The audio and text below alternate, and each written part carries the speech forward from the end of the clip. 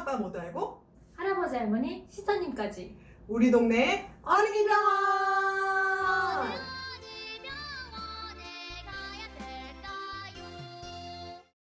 선생님, 아이 출산하고 나서 생각보다 배꼽이 되게 신경 쓰이더라고요. 그쵸. 네. 그냥 때가 되면 알아서 떨어지겠거니 했는데 이게 언제 떨어지고 괜찮나 은근히 신경 쓰이더라고요. 은근히 많이 신경을 쓰이세요. 신경 쓰이더라고요. 그래서 저절로 아무는 친구들보다도 사실은 좀 케어를 해줘야 되는 친구들도 꽤 있는 것 같아요. 그래서 오늘은 신생아 배꼽 관리에 대해서 모든 것을 알려드리도록 하겠습니다. 원래 올바른 표현은 제대 관리라고 해야 돼요. 제대. 네, 근데 이제 편의상 배꼽이라고 얘기하는 점은 양해 부탁드릴게요. 네. 그러면은 일단 배꼽이 보통 평균적으로는 언제쯤 제대 탈락 떨어져야 되는 거죠? 보통은 생후 2주 전후로 해서 떨어지는 게 일반적이고요. 그래서 보통 조리원 가면은 2주 정도 있잖아요. 네네네. 그래서 그때 많이 떨어져서 퇴소하는 경우가 많아요. 근데 맞아. 2주 이후에 안 떨어지면 이거 어떻게 해야 되냐 걱정을 많이 하시는데 좀 늦게 떨어지는 아이들도 있습니다. 그럼 언제까지는 그냥 기다려봐도 돼요? 교과서적으로는 2달까지도 기다려도 2달? 되지만 근데 2달? 2달까지 집에서 기다리는 걸 권하지는 않고요. 네. 이제 생후 1개월이 되면 비형간염 접종을 하러 병원에 가야 돼요. 어차피. 네. 그때도 배꼽이 안 떨어졌다면 접종해 주시는 소아과 선생님한테 상담을 받아보는 게 좋겠습니다. 뭐 이렇게 따로 관리를 해줘야 되는지 아니면 좀 소독을 막 이렇게 해줘야 이렇게 좀 그래도 더 빨리 떨어지는 건지 언제까지 관리를 해줘야 되는 건지 어떤가요? 그래서 소독 얘기를 많이 물어보시는데 근데 배꼽 소독이라는 표현이 조금 잘못되긴 했어요.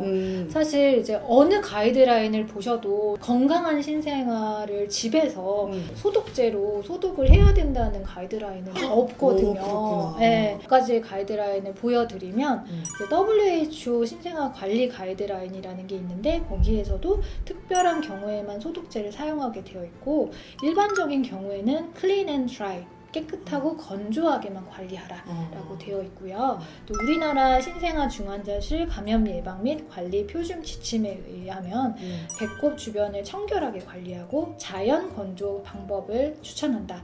그리고 신생아 배꼽 관리에 일상적인 국소적 소독제 또는 항생제 사용은 피한다라고 명시되어 있어요. 그리고 또 홍창희 소아과학 최신판에도 배꼽염이 심하지 않은 탯줄 관리는 소독제 사용 없이 공기에 노출하고 오염되면 비누와 물로 씻어주는 마른 배꼽 관리를 시행한다라고 되어 있어요. 그렇구나. 그래서 모든 가이드라인에는 소독제라는 개념이 없고요. 그래서 청결하게 관리한다라는 게 이제 주 목적이고 그보다도 더 중요한 거는 자연 건조를 잘 시켜야 한다. 건조. 네. 근데 저 가끔 보면은 이제 청결하게 관리를 한다 이 얘기를 듣고 그래서인지 약국에 파는 알코올 소독제 이런 거 있잖아요. 그죠? 그런 걸로 관리를 해주시는 분도 제가 본 것 같거든요. 근데 알코올 소독을 사용하지 말라는 게 아니라 사용할 필요까지는 없었다라는 내용이고 사용하셔도 상관은 없겠죠.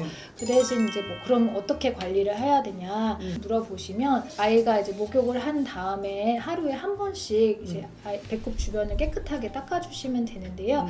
방법을 구체적으로 설명을 드리면 보호자 손을 씻고 70% 알코올 소독 솜을 사용하셔도 되고요. 깨끗한 꺼즈에 끓였다가 식힌 물 또는 약국에 가면 생리식염수가 있어요. 그래서 그거를 적셔서 깨끗한 꺼즈로 배꼽 주변을 닦아내 주시면 되세요. 그래서 이때 닦아내실 때 빡빡 문질르시는 게 아니라 이제 배꼽 주변으로 진물이 좀 나오거든요. 그래서 진물을 이제 닦아주시고 이물질, 먼지 같은 거라든지 이런 것도 꽤 끼거든요. 근데 막 이렇게 꼼꼼하게 하신다고 안쪽까지 넣고 이러면 오히려 그렇게 되면 감염의 원인이 될 수 있어요. 그러면은 자극하는 게 되는 거니까. 맞아요. 그죠? 그러고 이걸 언제까지 해줘야 되냐. 하루에 한 번씩. 이제 배꼽이 2주 정도 되면 떨어진다고 했잖아요. 떨어지면은 그 밑둥에 아물지 않은 조직들이 있어요. 그래서 그게 다 아물 때까지는 깨끗하게 청결하게 그 주변을 닦아주는 게 좋다. 그리고 아까 제가 말씀드렸듯이 닦아주는 것보다 더 중요한 거 자연 건조를 잘 시켜주는 거. 그래서 닦아주고 나서 이제 아이가 기저귀를 찬다면 기저귀로 그 제대를 덮지 말고 2번 정도 접어서 배꼽이 노출되게끔 만들어주시는 게 가장 중요하고요. 신생아 기저귀 중에 앞에 배꼽 있는 부위가 U자로 잘려있는 기저귀도 나왔더라고요, 요새. 그거 보고 너무 좋다는 생각을 했어요. 누군가가 자문을 했나 보네요. 그런가 봐요. 그래서 그런 경우는 그냥 쉽게 채워버리면 되거든요. 네. 그래서 그런 기저귀도 있으니까 네. 한번 사용해보시는 것도 괜찮을 것 같습니다. 또 잘못하시는 것들 중에 하나가 그 위로 뭐 연고를 바른다든지 파우더를 뿌리시는 분도 있고요. 건조시키려고 오히려 드라이기로 말리시는 분도 있고요. 그리고 덮는 경우도 있고요. 그리고 소독을 해주라고 하니까 베타딘이나 포비돈 같이 빨간 약을 바르시는 분도 있어요.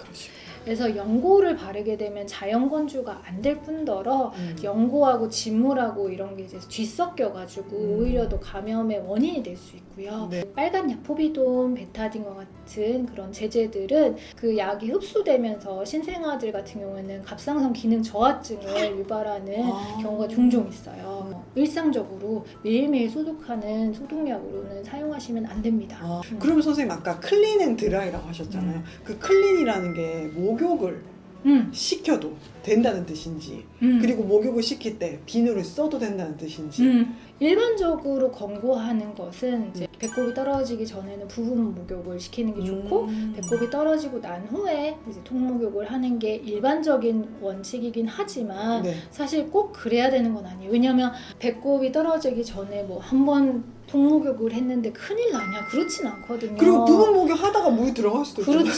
그렇지. 근데 막 어떻게 물 들어갔어 이럴 필요 없다는 거죠. 맞아요. 그 아까 교과서에서도 다 나와 있잖아요. 배꼽이 오염된 상태라면은 오히려 이제 목욕 물이나 비누로 씻어내라라고 되어 있기 때문에 그래서 씻어내고 잘 건조해 주시면 돼요. 그게 더 중요한 맞아요. 거네요.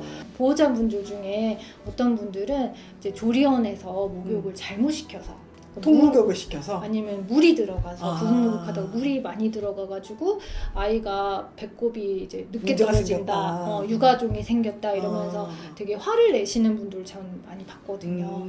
근데 그게 아니거든요. 네, 그래서 그런 오해는 이제부터는 안 하셨으면 좋겠습니다. 알겠습니다.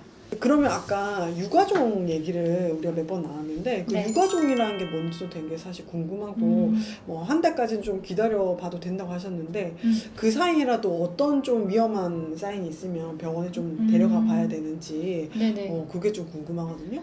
배꼽이 떨어지잖아요. 그러면은 떨어진 그 부분에 남아있는 조직이 있을 거거든요. 근데 아까 말씀드렸듯이 그 조직은 천천히 아물어요. 그래서 적어도 5에서 7일 정도 되면 아물어서 딱지가 잘 생기는데 떨어지고 나서 5에서 7일. 네네. 근데 그렇지 않고 계속 자라는 경우가 있어요. 그 조직이. 그래서 그런 거를 저희가 유가종이라고 하고요. 그런 유가종이 있으면은 진물이 계속 나겠죠. 그래서 기저귀에 계속 진물이 묻어나오고 이제 콧물같이 이렇게 튀어나와 있는 부분에서 계속 진물이 나오는 경우가 있어요. 그런 경우는 병원으로 오시면 유가종이라고 설명을 드리고 10% 질사는 용액으로 배꼽을 지진다고 제가 표현하는데 그쪽을 소독을 하게 돼요. 그러면 그 유가종 부분이 계속 까맣게 변하면서 이제 아물게 됩니다. 근데 몇 번을 좀 반복을 해야 돼요. 그 조직이 과정을. 더 이상 못 자라게 네, 하는 맞아요. 거네요. 그럼에도 불구하고 계속 자라는 경우에는 실로 묶습니다. 네, 그러면은 또 뚝하고 떨어지는 경우가 있어요. 그래서 추가적인 치료들이 필요한 경우들도 있고요.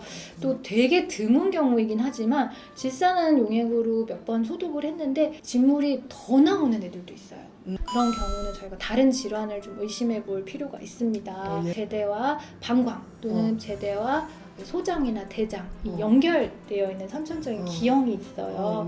그래서 그거를 요막관 장류, 그다음에 제장관 장류라고 하거든요. 그런 경우는 드물지만은 이제 초음파나 다른 검사로 진단을 하고 항생제 치료를 시작하거나 아니면 필요에 따라서 외과적인 제거 수술이 필요한 경우도 드물게 있습니다. 배꼽이 떨어지기 전후 로 해서 잘못된 소독 방법을 하고 관리를 잘못했을 때 배꼽 염증이 생길 수 있어요. 그러니까 배꼽이 아물기 전에는 거기 혈관들이 있잖아요. 근데 혈관을 통해서 세균 감염이 되는 거죠. 그러면 어떤 현상들이 일어나냐 하면은 아이가 미열이 날 수도 있고요. 그래서 배꼽 주변이 좀 부어오르고 빨갛게 돼요. 색깔 변형이 일어날 수 있고 애가 그러면 배가 약간 부풀어 오르면서 수유량도 감소되고 그리고 보채겠죠. 아주 아프니까. 전신 증상이 생기겠네요. 맞아요. 이제 심해지면 치료가 좀 늦어지면 복막염이라든지 폐혈증으로 갈 수 있는 확률이 신생아들은 좀 높아요. 네. 그래서 이거를 사실은 조금 잘 봐야 되는 질환 중에 하나인데 네. 이런 배꼽염이 의심되는 경우라면 빨리 항생제 치료를 해야 되기 때문에 병원으로 꼭 데려오시는 게 좋겠습니다. 네. 제가 궁금한 게 있는데 보통 참외 배꼽이라고 하는 올챙이 배꼽. 올챙이 배꼽이라고 했어요. 전 참외 배꼽이라고 했는데 배꼽이 이렇게 튀어나와 있는 경우 있잖아요. 맞아요. 배꼽 관리를 잘못해줘서 그런 건가요? 왜 생기는 거죠? 그렇진 않아요. 아이들은 이제 배꼽이 떨어져 나오면 복근이라고 그러죠. 복근이 이렇게 닫혀야 되는데 이게 덜 닫혀 있는 애들이 있어요. 특히 이른둥이나 아니면 배에 힘을 많이 주는 아이들이 있잖아요. 그런 애들은 이제 복근이 덜 닫히거나 약해서 이제 배꼽 주변이 튀어나와 있는 애들이 있어요. 그런 경우를 저희가 배꼽 탈장이라고 합니다. 탈장하면 되게 무섭잖아요. 뭔가 그쵸. 장이 막 다 튀어나온 거 아프지 않고요. 위험하지 않아요. 6개월 동안은 조금 더 심해질 수 있고요. 그 다음에 서서히 좋아지면서 만 1세 정도 되면은 일반적인 배꼽이랑 똑같아지는 게 대부분이에요. 그때 되면은 복근이 단단해지면서 이 배꼽 주변에 있는 틈이 이제 메꿔지겠죠. 근데 성인 돼서도 그런 사람은 있죠. 만 1세 지나서 계속 올챙이 배꼽이거나 아니면 더 튀어나온다든지 그러면은 때에 따라서 아주 드물지만 외과적인 수술을 하는 경우도 있어요. 그거는 뭐 미용을 위해서 하는 건 아니잖아요. 미용을 위해서 하는 것도 있죠. 그래요? 그렇구나. 이렇게 관리부터 하지 말아야 될 거, 해줘야 될 거, 그리고 병원에 가야 되는 것까지 오늘 자세히 알려주셔서 감사합니다. 네. 다음에 또 봐요. 안녕.